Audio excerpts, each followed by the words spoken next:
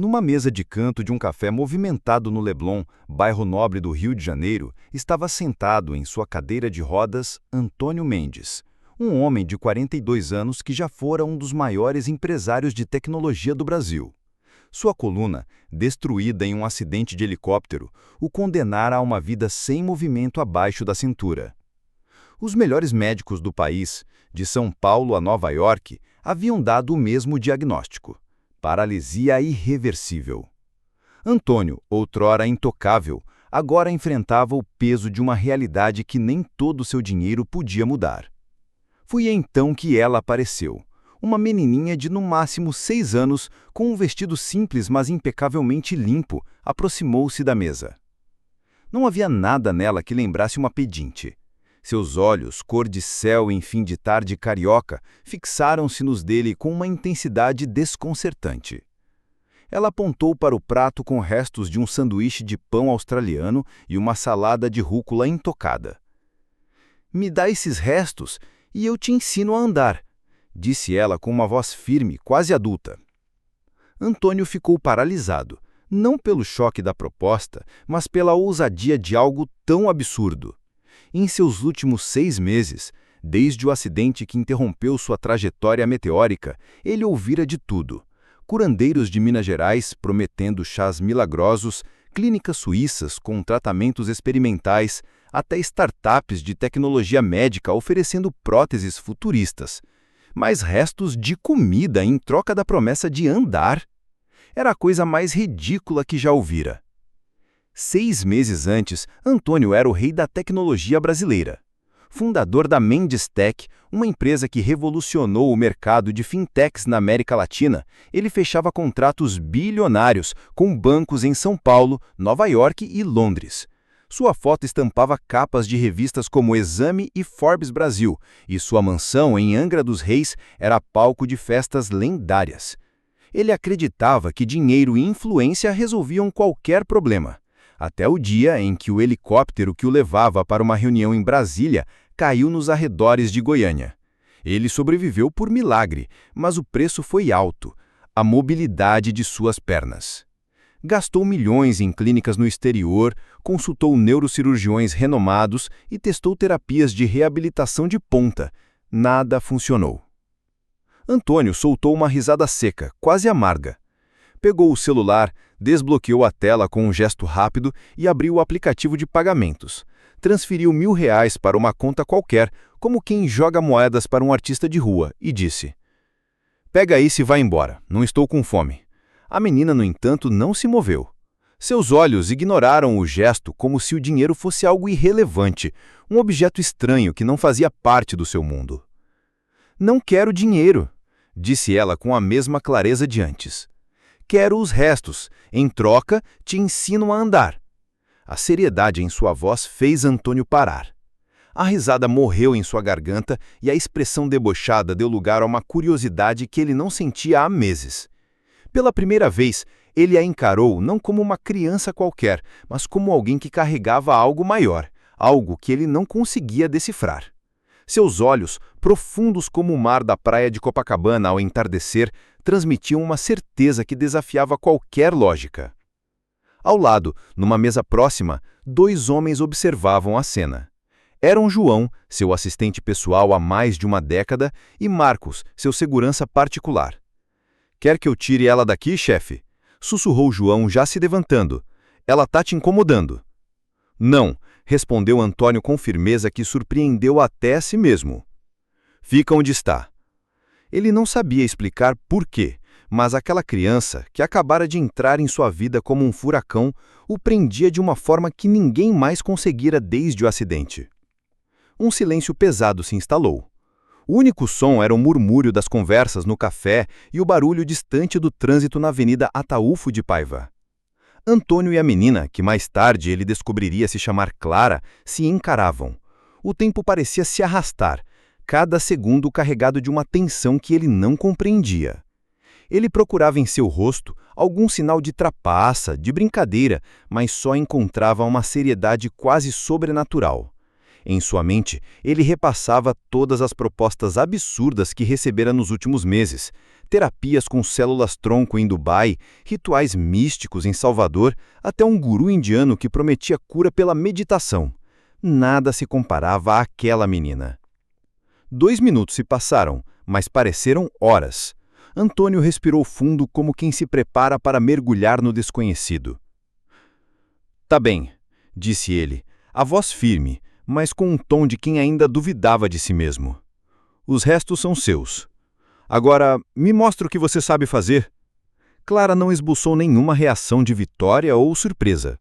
Apenas assentiu como se já esperasse por aquela resposta. Antônio apontou para o prato e ela, com cuidado, pegou uma sacola plástica que tirou do bolso do vestido e começou a recolher os restos. Pedaços de pão, algumas folhas de rúcula, um pouco de molho de mostarda.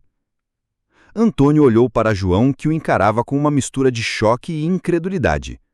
"João", disse ele com uma calma que não sentia há meses, "cancela todas as reuniões de amanhã e prepare-se para reorganizar minha agenda." "Mas, chefe", João tentou protestar, confuso. "Eu disse para cancelar", repetiu Antônio com uma determinação que fez João recuar. Ele conhecia aquele tom. Era o mesmo que Antônio usava nas negociações mais duras, quando tomava uma decisão inquestionável. João trabalhava com ele há 10 anos. Viu-o no auge, nas festas badaladas da Zona Sul, nos escritórios de vidro em São Paulo e também no fundo do poço após o acidente. Mas nunca o vira ceder a algo tão absurdo quanto aquilo. Clara terminou de guardar os restos na sacola e a fechou com um nó preciso. "Vamos", disse ela com naturalidade de quem dá uma ordem. "Para onde?", perguntou Antônio, sua voz recuperando um pouco da antiga arrogância. "Para algum lugar onde ninguém vai atrapalhar. Sua casa serve. Mas não essa mansão em Angra dos Reis, aqui no Rio mesmo." João tentou intervir novamente, mas Antônio levantou a mão, cortando-o. "Marcos", chamou ele olhando para o segurança, "me ajuda e espera na entrada." "João, você fica." "Chefe, eu disse que você fica", interrompeu Antônio com um olhar que não deixava margem para discussão. "Isso é problema meu." Marcos, um homem alto e calado, com feições marcadas pelo sol carioca, aproximou-se e ajudou Antônio a se transferir da cadeira de rodas para o carro, uma SUV preta estacionada na calçada. Ele dobrou a cadeira e aguardou no porta-malas. Clara sentou-se no banco traseiro segurando a sacola com os restos como se fosse um tesouro. Durante o trajeto até a cobertura de Antônio na Vieira Souto, em Ipanema, ele permaneceu em silêncio, observando Clara pelo retrovisor. Não conseguia entender o que o levara a concordar com aquilo. Era irracional, ilógico, mas pela primeira vez em meses, ele sentia um fio de esperança, uma curiosidade que o fazia se sentir vivo. Chegaram à cobertura, um apartamento de tirar o fôlego, com vista para o mar e o Morro Dois Irmãos. Marcos ajudou Antônio a voltar para a cadeira e Clara o seguiu sem demonstrar qualquer assombro com o luxo ao seu redor. O apartamento, decorado com móveis de design escandinavo e obras de arte contemporânea, exalava riqueza. O jardim vertical na varanda era meticulosamente cuidado, mas Clara parecia alheia a tudo isso.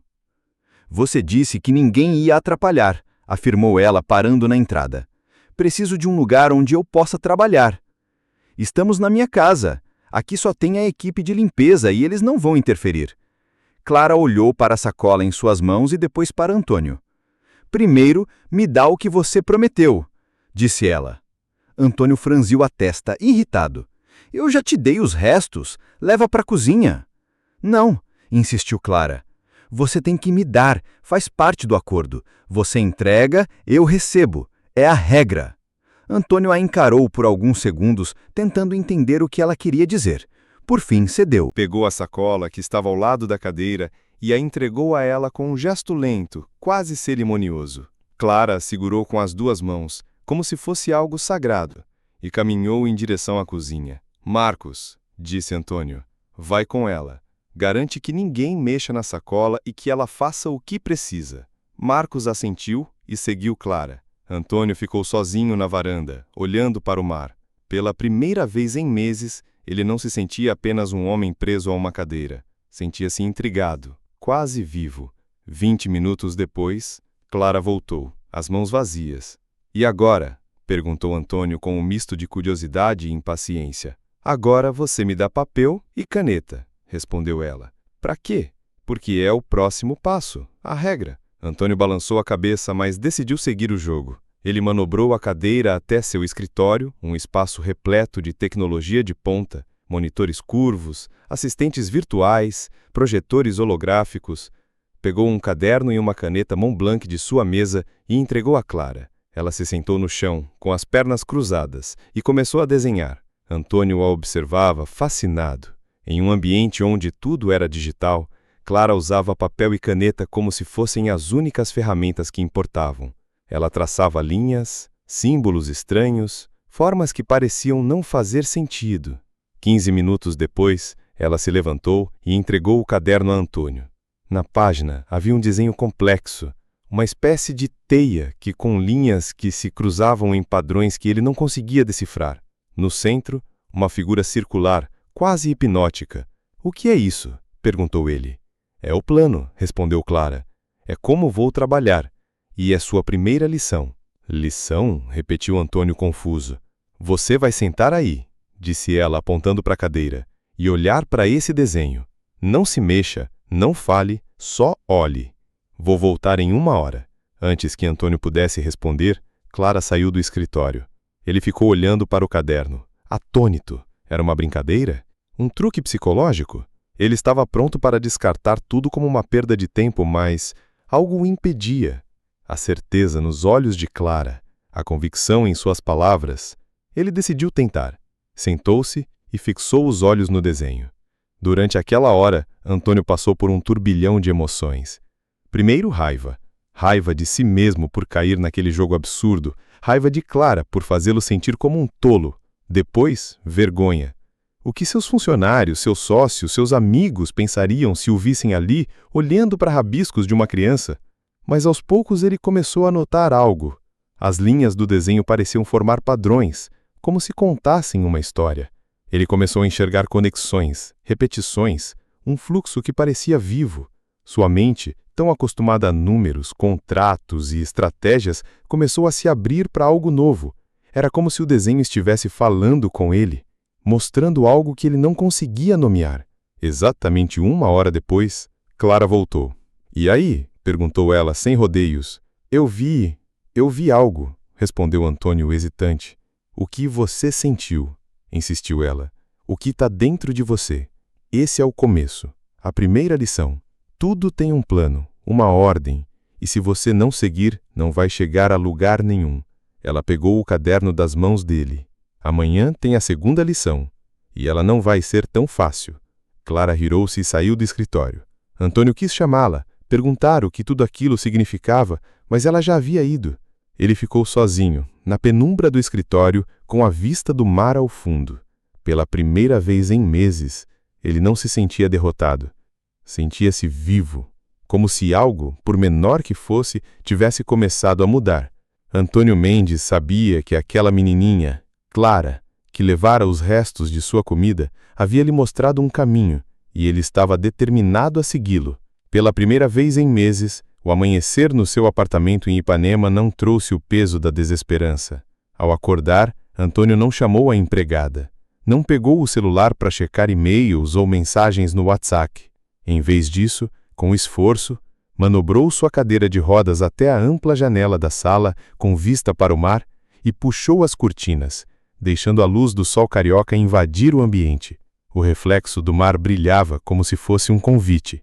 Pela primeira vez em muito tempo, ele não via o mundo como um cenário distante, um palco onde ele não podia mais atuar. Ele o encarava como parte de algo maior, algo que ele ainda não compreendia, mas que começava a despertar em seu peito. As palavras de Clara ecoavam em sua mente. Tudo tem um sistema. Antônio era um homem de sistemas. Ele construíra uma fortuna com algoritmos, estratégias de mercado e logística impecável na Mendes Tech. Mas o sistema de Clara era diferente, quase místico, e isso o intrigava. Ele queria desvendar o que ela estava tentando lhe ensinar. Às 10 horas em ponto, João, seu assistente, chegou à cobertura. Ele entrou no escritório com o rosto carregado de preocupação. "Chefe, o que está acontecendo?" perguntou. tentando manter o tom profissional, mas sem deixar esconder a inquietação. Cancelei suas reuniões como você pediu, mas o conselho tá pirando. Eles querem saber o que tá rolando. Diz que eu estou trabalhando num projeto pessoal que exige a minha total atenção. Projeto? É essa menina? Perguntou João, incapaz de disfarçar a incredulidade. Sim, João, é a menina. E quero que você mantenha todo mundo fora disso. Faça o que eu digo e ponto. Antônio olhou para Marcos, o segurança, que permanecia em silêncio, como uma sombra discreta. Marcos, você fica comigo. João hesitou, mas saiu sem dizer mais nada. Minutos depois, o interfone tocou. Marcos foi atender e voltou acompanhado de Clara. Ela parecia a mesma do dia anterior. O vestido simples, o olhar firme, a postura de quem sabia exatamente o que estava fazendo. Caminhou até o escritório e parou diante de Antônio. Tá pronto? Perguntou ela sem rodeios. Tô, respondeu Antônio com uma determinação que surpreendeu até a ele mesmo. O que a gente vai fazer hoje? Você tá pronto pro que eu prometi? Retrucou Clara. Eu disse que o segundo passo não ia ser fácil. Antônio assentiu. Tô pronto. Clara se virou para Marcos. Tira ele da cadeira, ordenou com uma autoridade que não combinava com a sua idade. Antônio ficou atônito. Ele estava preparado para qualquer coisa, menos isso. Desde o acidente, a cadeira de rodas era sua extensão, seu escudo. Sair dela era enfrentar a vulnerabilidade, a dor, o medo. O quê? Exclamou Antônio, a voz carregada de resistência. Não, eu não consigo. Consegue sim, Clara. É a regra. Você tem que tirar tudo que te impede de seguir em frente. A cadeira é a primeira coisa. Marcos permaneceu imóvel, esperando um sinal de Antônio. Este olhou para Clara. Nos olhos dela não havia piedade, apenas uma certeza absoluta. Ela não estava pedindo, estava exigindo. Marcos, disse Antônio após um longo silêncio, tira eu da cadeira. O segurança se aproximou com movimentos precisos. Uma mão sob os ombros, outra sob as pernas. Antônio sentiu o corpo perder o apoio da cadeira, uma sensação que o fez cerrar os dentes. Era como estivesse flutuando, mas sem controle, com o medo de que sua coluna pudesse ceder a qualquer momento. Marcos colocou-o com cuidado no chão, sobre o tapete persa do escritório. Antônio ficou deitado de bruços, o corpo pesado, os braços trêmulos. Ele não sentia as pernas, mas o resto de seu corpo parecia gritar de tensão. Agora, disse Clara, engatinha. Eu não consigo, respondeu Antônio a voz rouca. Meu corpo não obedece. Seu corpo é parte do sistema. E para ele funcionar, você precisa ligar ele. Engatinha. Eu disse para engatinhar. O tom dela endureceu, como de um treinador exigente. Antônio levantou a cabeça e encarou. Como eu faço isso? Perguntou quase suplicando. Não pergunta como. Faz. Seu corpo sabe como engatinhar. Você só esqueceu. Suas mãos, seus braços, eles ainda funcionam. Faz eles lembrarem. Pensa que você quer engatinhar. Pensa que você precisa engatinhar. Antônio fechou os olhos. Ele tentou imaginar o movimento. Imaginou-se na praia de Ipanema, engatinhando na areia quente, como um animal lutando para sobreviver. Tentou se apoiar nos braços, mas caiu. Tentou de novo e caiu outra vez. Clara se ajoelhou ao lado dele. Você não precisa engatinhar como homem, disse ela, a voz agora mais suave, mas ainda firme. Engatinha como bicho. Seu corpo é um bicho que precisa ser treinado de novo. Sente o chão. Sente como seus braços empurram. Pensa no movimento e só depois faz. Antônio respirou fundo. Ele visualizou um leopardo rastejando na savana, cada músculo se movendo com propósito. Ele pensou no que queria, não apenas engatinhar, mas recuperar sua vida. Lentamente, seus braços começaram a responder. Ele se apoiou nos cotovelos, depois nas mãos. Tremendo, conseguiu se erguer sobre os joelhos. Olhou para Clara, que apenas assentiu. Você conseguiu. Agora engatinha. Antônio moveu uma mão à frente, depois a outra. As pernas, inertas, eram arrastadas, mas ele não desistiu. Cada centímetro era uma batalha. Ele engatinhava pelo chão do escritório, onde outrora assinava contratos milionários, onde comandava reuniões com os CEOs do mundo todo. Agora, ele era apenas um homem lutando para se mover. O segundo passo, como Clara prometera, era mais difícil que o primeiro. Para! Ordenou Clara quando Antônio avançou alguns metros. Ele parou, ofegante. Agora você sabe o que é começar. Sabe como ligar o sistema. Agora levanta. Eu não consigo, disse ele exausto. Consegue sim, insistiu ela. Levanta sem pensar no como. Só levanta. Antônio tentou. Seus braços tremiam, suas pernas pareciam feitas de chumbo. Ele caiu. Tentou de novo e caiu mais uma vez. Pensa no que você vai fazer quando estiver de pé. Seu corpo é uma ferramenta. Sem propósito, ele não funciona. Qual é o seu propósito? Antônio fechou os olhos. Ele se viu caminhando pela orla de Copacabana, sentindo a brisa do mar. Imaginou-se subindo o Corcovado, olhando o rio do alto. Ele queria viver de novo, não apenas existir. Abriu os olhos e, com um esforço que parecia arrancar sua alma, conseguiu se apoiar nos braços e levantar o tronco. Suas pernas, trêmulas, começaram a responder. Ele se ergueu lentamente até estar de pé. Estava instável, mas estava de pé, sem a cadeira, sem ajuda. Clara sorriu, um sorriso pequeno, quase imperceptível. Você conseguiu. Não só ficou de pé, mas deu o primeiro passo para andar. Você entendeu que tudo tem um sistema. E se você não seguir, não chega a lugar nenhum. O terceiro passo é amanhã, e vai ser ainda mais difícil. Ela virou-se e saiu do escritório, deixando Antônio ali, de pé, sentindo o chão sob seus pés. Seu coração batia forte, sua respiração era pesada, mas ele estava vivo. Pela primeira vez em meses, ele sentia que estava no caminho para ser quem era antes. No dia seguinte, Antônio acordou com o corpo dolorido.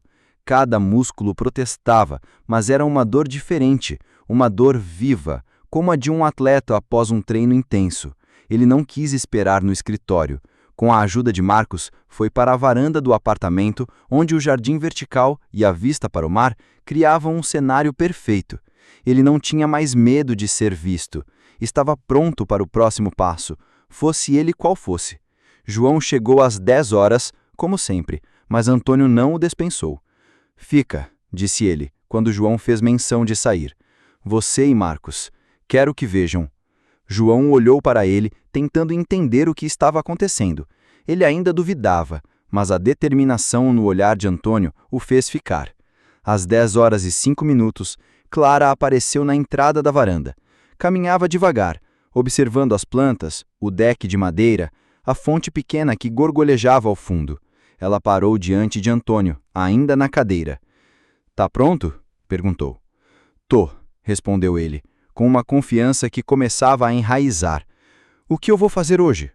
Você vai andar, disse Clara sem hesitar. João e Marcos trocaram olhares. Antônio havia dado alguns passos na véspera, um milagre em si, mas andar era pedir demais. Para andar, você precisa vir até mim, continuou Clara. Antônio, sem dizer nada, desceu da cadeira com a ajuda de Marcos e se posicionou no chão. Ele sentia o peso das pernas, mas também uma força nova. Levanta, ordenou Clara, e vem atrás de mim. Ele se ergueu, com dificuldade, mas conseguiu ficar de pé. Suas pernas tremiam, mas ele estava firme. Não pensa nas pernas, pensa no caminho. Pensa aonde você quer chegar. Ela começou a caminhar pela varanda, em direção ao jardim. Antônio deu o primeiro passo. Foi pesado, desajeitado. O segundo veio com mais dificuldade ainda, mas ele não parou. Ele olhava para as costas de Clara, não para os próprios pés. Ele pensava no destino, não no movimento. Imaginava sua vida antes do acidente, as corridas matinais na Lagoa Rodrigo de Freitas, as caminhadas em Trancoso com amigos, a sensação de liberdade. Ele queria isso de volta, não apenas andar, mas viver. Clara parou ao lado da fonte no centro do jardim. Aqui a gente para. Agora você vai dar 3 voltas ao redor da fonte. Não para, só anda. Pensa no caminho. Antônio assentiu. Ele começou a andar, lentamente, cada passo uma conquista. Sentia os músculos trabalhando, o corpo obedecendo, mesmo que com esforço. Completou a primeira volta, depois a segunda e, por fim, a terceira. parou, ofegante, mas com um brilho nos olhos que João e Marcos nunca tinham visto. Clara se aproximou. Você conseguiu! Não só deu voltas na fonte, mas tomou o controle do seu corpo. Entendeu que sua vontade é o que manda. Seu corpo é uma ferramenta. Para ela funcionar, você precisa de um propósito. Agora volta. Anda de volta sem pensar no como. Só anda. Antônio começou a caminhar de volta para a varanda. Desta vez, seus passos eram mais firmes, mais confiantes. Ele não tropeçava, não hesitava. Chegou ao deck e parou, olhando para João e Marcos, que o encaravam boquiabertos. Você conseguiu? Gaguejou João, como se não acreditasse no que via. Consegui, respondeu Antônio, com uma calma que escondia a emoção que o consumia. Ele virou-se para Clara. E agora? O que vem depois? Amanhã tem o quarto passo. Você vai aprender não só a andar, mas a correr. Não só a seguir em frente, mas a superar obstáculos. Vai ser o mais importante de todos. Clara virou-se e saiu da varanda, deixando Antônio ali, de pé, com as pernas cansadas, mas o coração transbordava de esperança. Pela primeira vez em anos, ele sentia que o futuro não era uma sentença, mas uma promessa. Estava pronto para o quarto passo, confiante de que, qualquer que fosse o desafio, ele o superaria.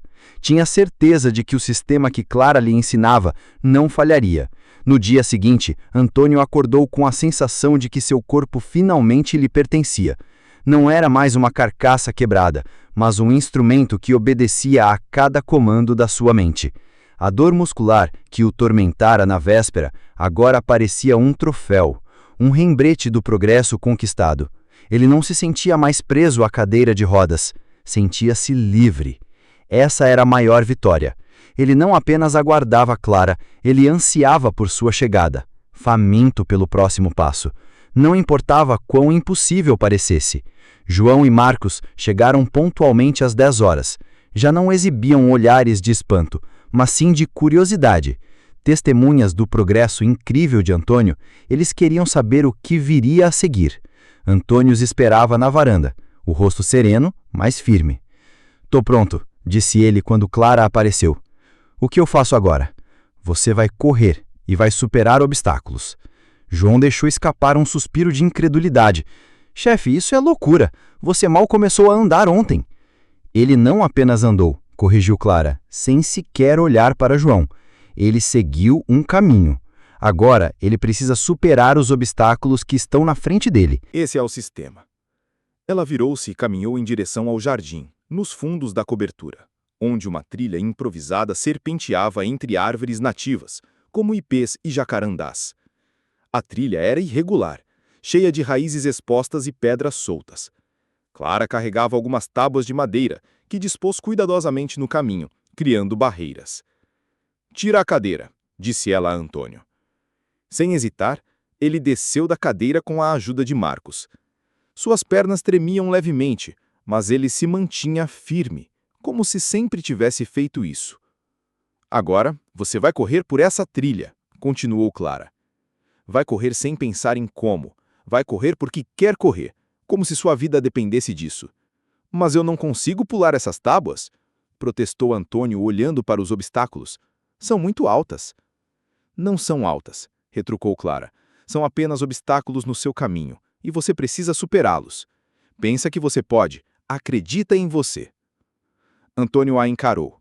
Nos olhos dela havia apenas exigência, sem espaço para dúvida ou pena. Ele respirou fundo, imaginando-se correndo, saltando sobre as tábuas, seu corpo obedecendo a cada comando. Começou a correr. No início era desajeitado, as pernas pesadas, tropeçando nas raízes. Mas ele não parava.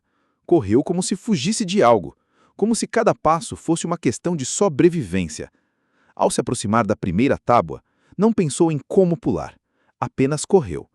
E de repente, suas pernas se ergueram, quase por instinto, e ele saltou, aterrissando do outro lado. Não podia acreditar. Continuou, enfrentando a segunda tábua, a terceira. Pulava como se os obstáculos fossem parte natural do caminho. Corria pelo jardim, o coração batendo forte, o sangue pulsando nas veias. Estava vivo. João e Marcos, que o seguiam a poucos passos, estavam boquiabertos. Antônio, que dias antes estava preso a uma cadeira, agora corria e saltava como se nunca tivesse sido ferido. Era um milagre. Ele chegou ao fim da trilha e parou, ofegante, mas com um sorriso que não cabia no rosto. Virou-se para Clara. Como você fez isso? Como me fez correr? Eu não fiz. Você fez.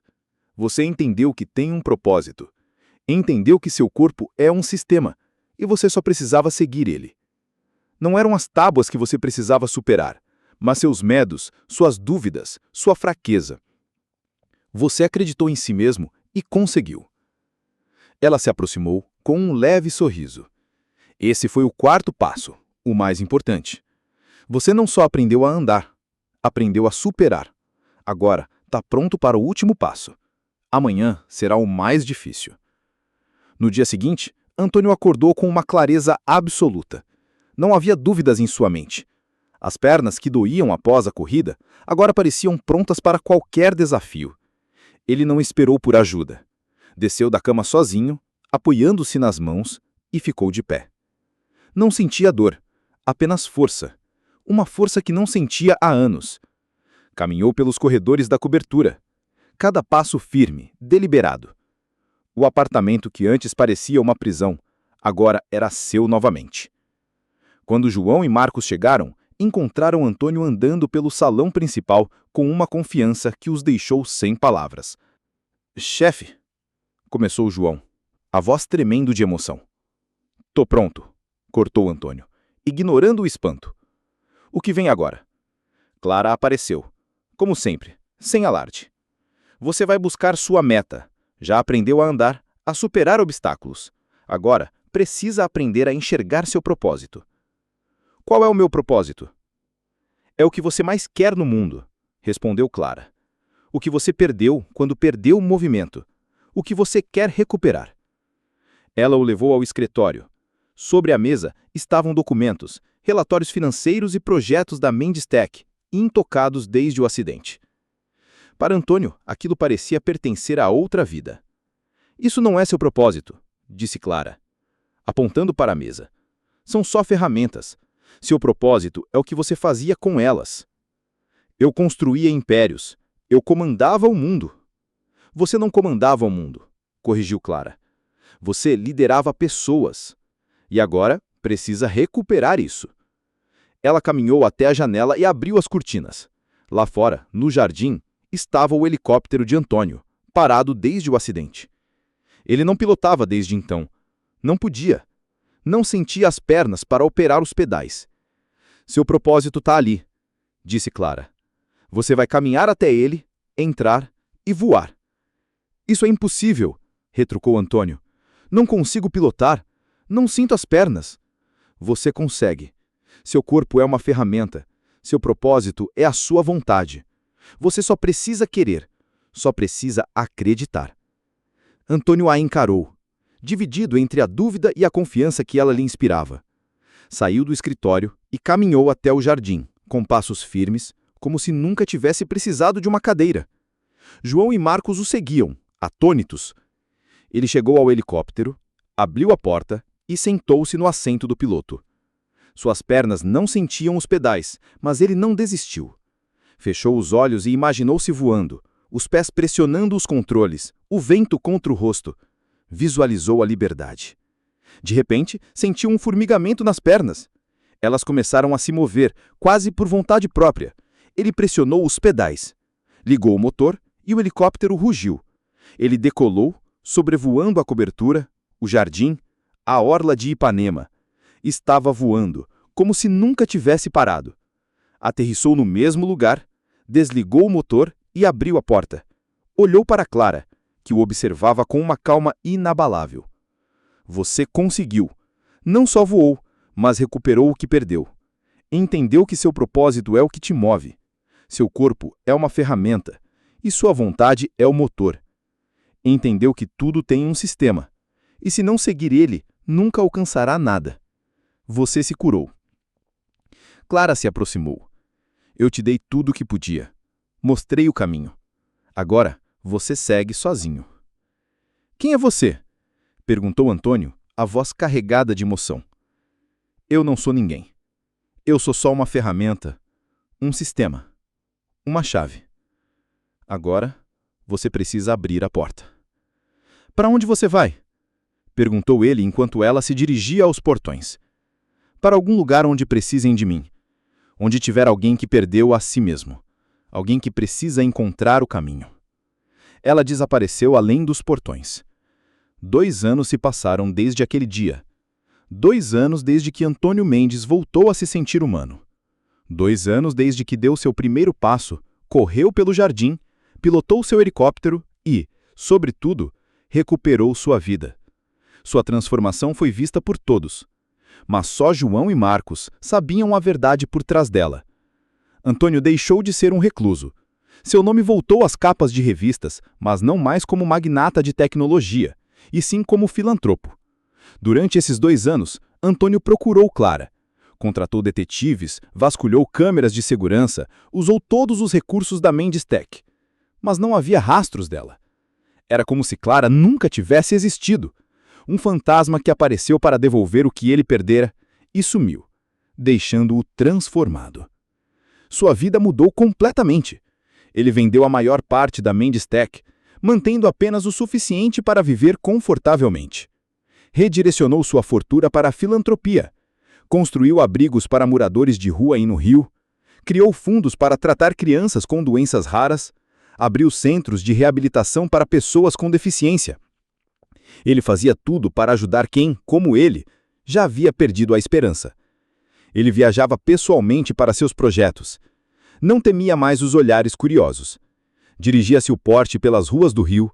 Caminhava pela orla sem se importar com quem o reconhecia. Seu corpo era forte. Seu espírito, livre. Num desses dias, ele decidiu levar pessoalmente uma carga de ração para um abrigo de animais que fundara em São Gonçalo. Era um projeto especial, e ele queria ver de perto como funcionava. Chegou em seu carro, descarregou as caixas e entrou no abrigo. O lugar era limpo, bem cuidado, com cães saudáveis e felizes. Os funcionários o receberam com entusiasmo, mas ele pediu para não ser tratado como celebridade. Queria apenas ver o impacto de seu trabalho. Caminhou pelos corredores, observando os animais nos canes. Os cães, como se sentissem sua energia, corriam até as grades abanando o rabo. Ele os acariciava, falava com eles, sentindo uma paz que jamais conhecera em sua vida de magnata. Foi então que a viu. Clara estava lá, sentada no chão em um canto do abrigo, acariciando um cão velho e cego. Sua voz era suave, quase um sussurro. "Você é um bom menino", dizia ela. "Eu sei que você quer enxergar de novo. Sei que quer correr." Antônio parou, o coração acelerado. Era ela, inconfundível, com o mesmo vestido simples, o mesmo olhar sereno. Ele se aproximou lentamente, sem querer assustá-la. "Clara?" chamou, a voz tremendo de emoção. Ela levantou os olhos e, por um instante, ele viu aquele mesmo brilho, a mesma certeza que o guiara anos antes. "Você terminou seu caminho", disse ela, sem surpresa, como se soubesse que esse momento chegaria. "Agora, ajuda outros a encontrarem o deles." Antes que Antônio pudesse dizer mais, Clara se levantou, deu um último carinho no cão velho e saiu pelo corredor do abrigo. Ele tentou segui-la, mas quando chegou à saída, ela já havia desaparecido. Antônio ficou parado, olhando para o vazio, mas não sentia tristeza. Sentia gratidão. Clara, ou quem quer que ela fosse, havia lhe dado mais do que a capacidade de andar. Ela lhe devolveu a vida, o propósito, a humanidade. Ele voltou ao abrigo, pegou o cão cego nos braços e prometeu a si mesmo que continuaria, dia após dia, ajudando outros a encontrarem seus caminhos, assim como Clara fizera por ele.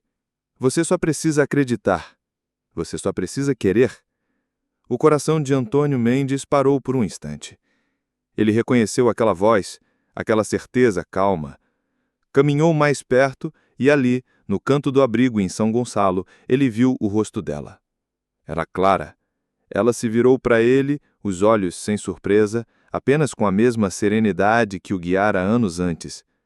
Oi, disse ela. Eu sabia que você viria. Clara, sussurrou Antônio, a voz embargada. Eu te procurei por 2 anos, usei todos os meus recursos, não achei nenhum rastro. Como você fez isso? Eu já te disse, eu não sou ninguém. Sou só uma ferramenta, uma chave, um sistema. Eu ajudo quem precisa, quem perdeu a esperança. Por quê? Perguntou Antônio. Porque tudo tem um sistema, tudo tem um caminho. Eu ajudo as pessoas a encontrarem o delas. Não posso andar por elas, só mostro o caminho. Mas como? Insistiu Antônio. Como você faz isso? Como faz as pessoas acreditarem? Eu não faço. Eu mostro que elas têm um propósito, uma vontade, uma força, e então elas fazem sozinhas. Você fez isso. Você se curou. Eu só te mostrei que era possível. Antônio a encarou, sem palavras para expressar a gratidão que o consumia. Não conseguia entender como uma criança tão jovem podia fazer o que os melhores médicos do mundo não conseguiram. Posso ajudar de alguma forma? Posso te dar dinheiro, qualquer coisa que você quiser. Clara sorriu, um sorriso simples, quase maternal. Você já está ajudando. Você construiu este abrigo, deu um lar para esses cães, deu esperança para eles. Você já está seguindo o seu sistema e isso é o mais importante. Ela se levantou. Tenho que ir. Estão me esperando. Para onde você vai? Perguntou Antônio com um aperto no peito. Para onde precisam de mim? E eu? Você já encontrou seu caminho, disse Clara. Agora siga ele. Ela virou-se e caminhou para a saída do abrigo. Antônio quis detê-la, mas algo o impedia. Ele ficou parado, vendo-a desaparecer pela porta, como se ela nunca tivesse estado ali. Mas ele não se sentia mais sozinho. Sentia que sua vida tinha propósito. Sentia que seu caminho estava apenas começando. Antônio permaneceu no meio do abrigo, olhando para a porta vazia por onde Clara saíra. Seu coração batia forte, mas não era medo. Era um fluxo poderoso de compreensão. Finalmente entendeu. Não havia milagre, nem magia, apenas um sistema e um propósito. As palavras de Clara ecoavam em sua mente. Eu sou só uma ferramenta, uma chave, um sistema. E a frase simples, mas profunda, sobre os restos de comida serem para os gatos e cães de rua, tudo fazia sentido. Clara não era uma criança prodígio, ela era uma conexão, uma ponte, era uma chave. Mas para qual porta? Para a porta de alguém que a ensinara aquele sistema, alguém que possuía aquele conhecimento. De volta ao seu carro, Antônio dirigiu até a sua cobertura em Ipanema, perdido em pensamentos. Ele estava impressionado não apenas por ter se curado, mas por perceber que não era mágica, era algo explicável, psicossomática. A palavra girava em sua cabeça. Seu corpo sempre esteve saudável, mas a sua mente, a sua vontade, a sua fé, isso estava quebrado. Clara ajudou a consertar. Ela derrubou as barreiras que ele mesmo construíra. Ao chegar em casa, chamou João imediatamente. João, disse Antônio, a voz cheia de determinação. A partir de amanhã, vamos redirecionar todos os recursos. Não estamos procurando uma menina, estamos procurando uma mulher, alguém que trabalha com psicossomática. Ela ajuda pessoas como eu, com problemas que parecem impossíveis. Não trabalha em clínicas, provavelmente age em segredo, e o pagamento dela não é dinheiro, é algo diferente. Encontra qualquer pista sobre pessoas assim, qualquer uma. João, impressionado com a intensidade de Antônio, assentiu. Ele reconhecia aquele brilho nos olhos do chefe, o mesmo que outrora movia impérios. Antônio estava caçando novamente, mas agora buscava a verdade, não lucros. A busca levou semanas. Encontrar informações sobre pessoas assim era como procurar uma agulha no palheiro. Mas Antônio usou suas conexões mais discretas, ex-agentes de inteligência especializados em localizar quem não quer ser encontrado. Finalmente, veio uma pista. Uma casa modesta no bairro de Bangu, na zona oeste do Rio, sem placas, sem sinais de atividade. Antônio foi sozinho. Não queria companhia. Era seu caminho, sua missão. Estacionou o Porsche na rua simples e caminhou até a porta. Seu coração batia forte, mas não de medo, de expectativa. Ele bateu. Uma mulher abriu a porta. Era de meia idade, com olhos gentis que lembravam os de Clara. Não havia nada de extraordinário em seu rosto, mas ela exalava uma força serena.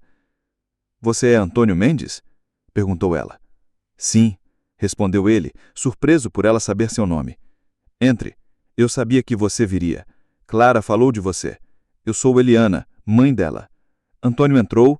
A casa era simples, limpa, sem nenhum luxo. Num canto, uma mesa com livros de psicologia, neurociência e medicina. "Sente-se. Sei que você tem perguntas." "Como? Como Clara faz isso? Como você faz isso?" Eliana sorriu. "Não é magia, é ciência. Psicossomática. O cérebro humano é o computador mais poderoso que existe. Ele controla tudo no corpo. Quando você sofreu o acidente, seu cérebro entrou em choque. Ele viu a lesão como um fim, uma situação sem saída. Bloqueou seus nervos para proteger você da dor, para manter você seguro. Por isso você não se movia." "Mas como Clara mudou isso?" insistiu ele. "Ela é a chave. Ela encontrou o caminho para o seu subconsciente. Não disse que você podia andar. Ela fez você acreditar nisso. Fez você fazer o que achava impossível. Reativou o seu sistema." Eliana explicou tudo. A abordagem dela era um tipo de reprogramação mental. Os restos de comida eram parte de um jogo psicológico, uma troca simbólica para fazer Antônio sentir que estava participando de algo maior, que sua doação tinha um propósito nobre. Eliana trabalhava com os casos mais desesperados, pessoas que haviam perdido toda a esperança. Ela fazia elas acreditarem em si mesmas, na própria força. Quando entendiam que tinham um propósito, seus corpos começavam a responder. "Eu não curo pessoas, eu ensino a se curarem, ensino a acreditarem, ensino a viverem." Antônio estava atônito. Cada palavra era uma revelação. Ele entendia agora que sua cura não era um milagre, mas o resultado de sua própria vontade, despertada por Clara e Eliana. "E os restos?" perguntou ele. "São para os animais de rua", respondeu Eliana. "É nosso pagamento. Ajudamos eles e eles nos dão força. É um ciclo de energia." Antônio se levantou, sentindo-se ao mesmo tempo esvaziado e pleno. Finalmente compreendia o que havia acontecido. "Quero ajudar", disse ele. "Quero que vocês alcancem mais pessoas. Posso construir uma clínica, dar tudo o que precisarem." Eliana o encarou, calma e sábia. "Não funciona assim. Não curo pessoas por dinheiro. Esse não é meu propósito. Meu propósito é ajudar, do meu jeito. Mas você pode ajudar mais pessoas. Nosso sistema funciona. Não é feito de paredes ou equipamentos. É feito de fé. E eu não posso forçar as pessoas a acreditarem nisso. Elas precisam querer." Antônio percebeu que ela estava certa. Ele não podia impor sua ajuda nem mudar o sistema dela, mas podia mudar a si mesmo. Saiu da casa determinado. Sabia o que precisava fazer. Não apenas ajudar os outros, mas ensiná-los a se ajudarem. Não dar dinheiro, mas fé. Essa era sua nova missão. De volta à cobertura, chamou João. "João", começou com a voz firme, "esqueça tudo que sabemos sobre filantropia. Não vamos só doar dinheiro, nem construir hospitais. Vamos criar algo novo." Ele se levantou e caminhou pelo escritório, a passos confiantes. "Vamos chamar de Centro de Potencial Humano. A missão é ajudar pessoas que, como eu, se perderam. Não vamos curar corpos, vamos curar mentes. Vamos ensinar a enxergar propósitos, a acreditar em si mesmas, a recuperar a vontade." Ele o ouvia, sem interromper. Era um Antônio diferente. Não mais o homem das negociações frias, mas alguém que falava de fé, de propósito, de transformação. "Como vai funcionar?" perguntou João, cauteloso. "Pelo sistema", respondeu Antônio. "Cada pessoa terá seu próprio Clara, um mentor, que não vai dizer que ela pode andar, mas fazer acreditar nisso.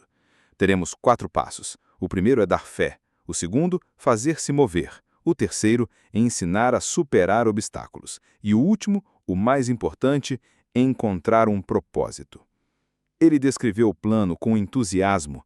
Falou de psicólogos que trabalhariam fora das abordagens tradicionais, de fisioterapeutas que ensinariam a controlar o corpo pela mente, de espaços que pareceriam jardins, não clínicas.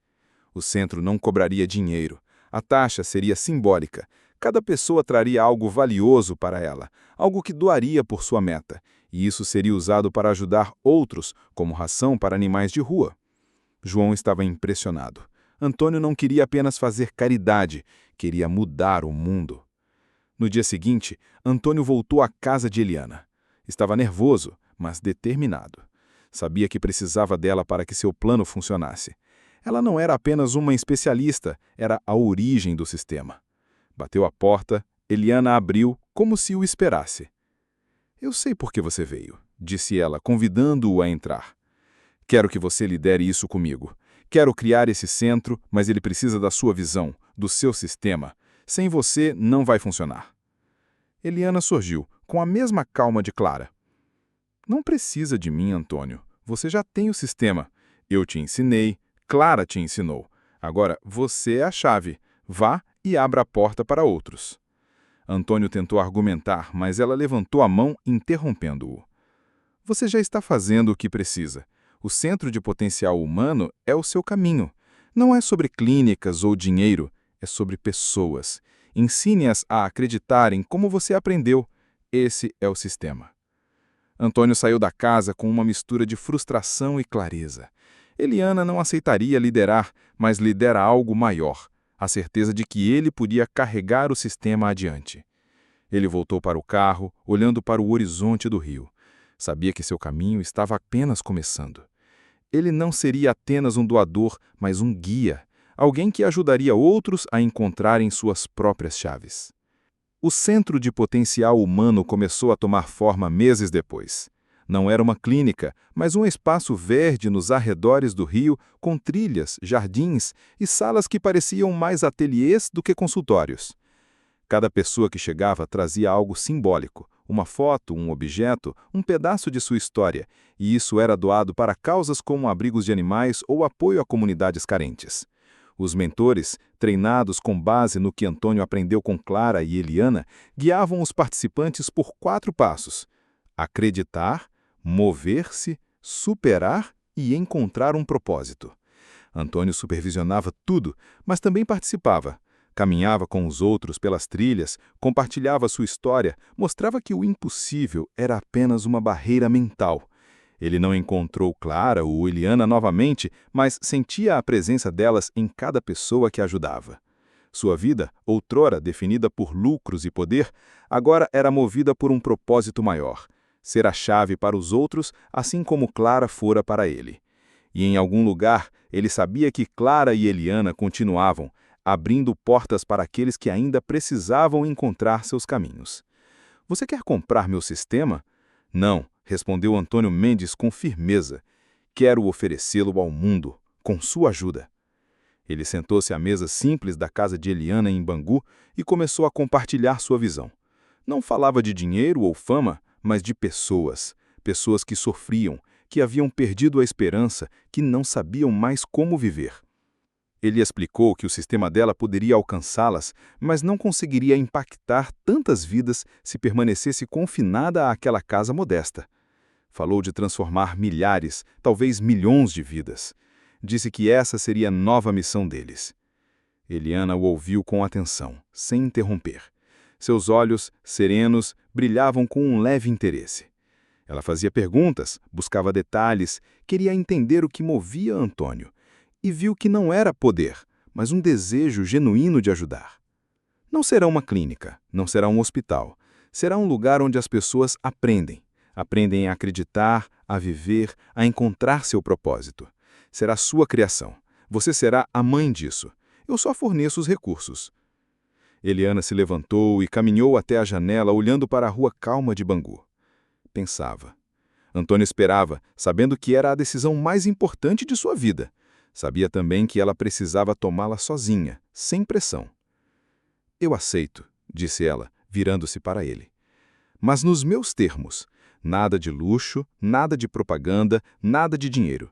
Será um lugar para quem busca e vamos ajudar essas pessoas a encontrarem o que precisam. Meus restos para os animais de rua continuam. Faz parte do sistema." "Tudo como você quiser", respondeu Antônio. Eles apertaram as mãos, selando o início de uma nova era, uma nova missão, um novo sistema que poderia transformar o mundo. Antônio saiu da casa com o coração cheio de alegria. Ele não apenas encontrara seu propósito, mas uma família, uma missão. estava pronto para começar esse novo caminho. A construção do Centro de Potencial Humano levou quase um ano. Antônio supervisionou cada etapa, rejeitando projetos de arquitetos renomados que propunham edifícios modernos de vidro e concreto. Escolheu um design que harmonizava com a natureza e a psicologia humana. O complexo, localizado numa área verde nos arredores do rio, era feito de materiais naturais, com grandes janelas que se abriam para um jardim repleto de trilhas sinuosas, fontes e recantos para reflexão. As salas eram decoradas em tons quentes, com um leve aroma de ervas. Não parecia um hospital, mas um lar onde as pessoas se sentiam convidadas a se redescobrirem. O centro não aceitava qualquer um. Os candidatos passavam por uma seleção rigorosa, onde o critério principal não era a condição física, mas a disposição a mudar. Buscavam aqueles que, apesar de terem perdido a esperança, ainda guardavam uma chispa de vontade. Os primeiros participantes foram 5. Davi, um ex-artista que, após um AVC, perdeu o movimento da mão direita e vivia cheio de raiva. Ana, uma jovem com síndrome de fadiga crônica, confinada à cama, emocionalmente apagada. Miguel, um veterano que perdeu as pernas na guerra, fechado e descrente. Lívia, uma menina com uma doença congênita que a impedia de falar, mas que ouvia e compreendia, solitária e tímida. E João, um ex-corretor financeiro que, após uma queda, ficou paraplégico. Tão cínico quanto Antônio no início de sua jornada. O primeiro dia no centro foi tenso. Os participantes olhavam ao redor com desconfiança, esperando médicos de jaleco e equipamentos clínicos, mas encontrando mentores em roupas comuns e um ambiente acolhedor. Cada um foi recebido por um mentor treinado no sistema de Eliana. João, o corretor cínico, foi recebido por Clara. Não a mesma Clara de Antônio, mas uma jovem com o mesmo nome, calma e sorridente. "Oi, João", disse ela. "Sou sua mentora. Vamos começar?" "Começar o quê?", retrucou ele, com sarcasmo. "Você vai me dizer que posso andar e pronto, vou sair correndo?" "Não", respondeu Clara. "Vou te mostrar que você tem um propósito, e você vai acreditar." Ela o levou a uma sala onde, sobre a mesa, havia um prato com restos de comida e uma nota. "Me dá esses restos e eu te ensino a andar." João leu a nota e riu, debochado. "Que palhaçada é essa?" "Não é palhaçada, é o começo. Você dá algo para receber algo. Faz parte do sistema." João ficou irritado, quis ir embora. Mas lembrou das manchetes sobre Antônio Mendes, o bilionário que se recuperara contra todas as probabilidades. Sabia que um homem como Antônio não investiria milhões numa farsa. Decidiu ficar. Enquanto isso, Antônio e Eliana observavam tudo por câmeras discretas. "Eles são como você era", disse Eliana, olhando para João. "Não acreditam." "Eu sei", respondeu Antônio. "Eu era igual. Precisam ver que tem um propósito." João era o caso mais difícil. Resistia, recusava as tarefas, não queria entregar os restos. Sentado na sala, transbordava raiva e dúvida. Antônio decidiu intervir. Entrou na sala e sentou-se diante dele. "Eu sei como você se sente", disse ele. Eu não acreditava. Achava que era tudo besteira. "Então por que está aqui?", perguntou João, cortante. "Porque funciona", respondeu Antônio. Ele se levantou e caminhou pela sala mostrando sua mobilidade. "Eu estava preso numa cadeira, sem sentir as pernas. Agora ando, corro, voo. Como?", insistiu João. "Não sei explicar", admitiu Antônio. "Só sei mostrar. Ela me disse que tudo tem um sistema, um caminho, e que você precisa encontrá-lo. Precisa querer." "Querer o quê?", perguntou João. "Querer viver, querer sentir de novo, querer voltar para o que você ama. O que você amava mais que tudo?" "Meu trabalho." "Dinheiro." "Dinheiro não é propósito. É só uma ferramenta." "Qual era seu propósito com ele?" "Eu fechava negócios, construía impérios." "Então é isso. Seu propósito é construir impérios de novo. E seu corpo vai obedecer quando você quiser isso." João ficou em silêncio, pensando. Olhava para Antônio, a prova viva de que o sistema funcionava. "O que eu faço?", perguntou por fim. "Entrega os restos. É parte do acordo. você abre mão da vida antiga para ganhar uma nova. João pegou o prato e o entregou a Clara. Tá bem, eu acredito. Não acredita em mim, corrigiu Antônio. Acredita em você. Após a conversa, João mudou. Parou de resistir. Começou a seguir as tarefas de Clara, a pensar em seu propósito, e em poucas semanas deu seus primeiros passos. Levantou-se da cadeira, cambaleante, mas determinado. Era um milagre. O centro começou a transformar vidas. Davi voltou a pintar, Ana recuperou a energia, Miguel encontrou um novo sentido. Lívia começou a se comunicar com gestos, e João caminhava, sonhando em voltar aos negócios. Era só o começo, mas Antônio sabia que estavam no caminho certo. Sua missão em ajudar quem se perdeu, como ele, agora era sua vida. 10 anos depois, o Centro de Potencial Humano era uma rede global. Filiais surgiram em cidades como São Paulo, Lisboa, Cidade do México, cada uma fiel aos princípios de Eliana. Sem ostentação, sem jalecos brancos, apenas fé e propósito. As pessoas não iam para se tratar, mas para aprender a viver. Antônio já não era bilionário, era filantropo, dedicando sua vida a ajudar os outros. Andava, corria, pilotava, mas sua maior alegria era ver pessoas, outrora tão quebradas quanto ele, darem seus primeiros passos. Ele não dava apenas dinheiro, dava esperança, propósito. Eliana permanecia a alma do centro, sem aceitar títulos ou prêmios. Trabalhava em seu escritório simples, ouvindo histórias, guiando pessoas. Sua iniciativa de restos para animais de rua tornou-se um programa global, alimentando e cuidando de bichos abandonados. Era parte do sistema, inegociável. Clara, a jovem Clara, tornou-se uma lenda. Aparecia em diferentes cantos do mundo, sempre sozinha, sempre fugaz. Diziam que surgia onde alguém precisava de esperança, desaparecendo assim que a pessoa encontrava seu caminho. Era uma chave, abrindo portas. Antônio, sentado na varanda de sua cobertura, olhando o pôr do sol sobre o mar de Ipanema, sentia-se pleno. Perdera tudo, riqueza, poder, mas ganhara muito mais. Encontrara seu propósito, sua missão. Sabia que seu caminho estava apenas começando, movido pela fé no sistema de Eliana. Tudo tem um caminho, e se você o seguir, sempre encontrará seu lugar.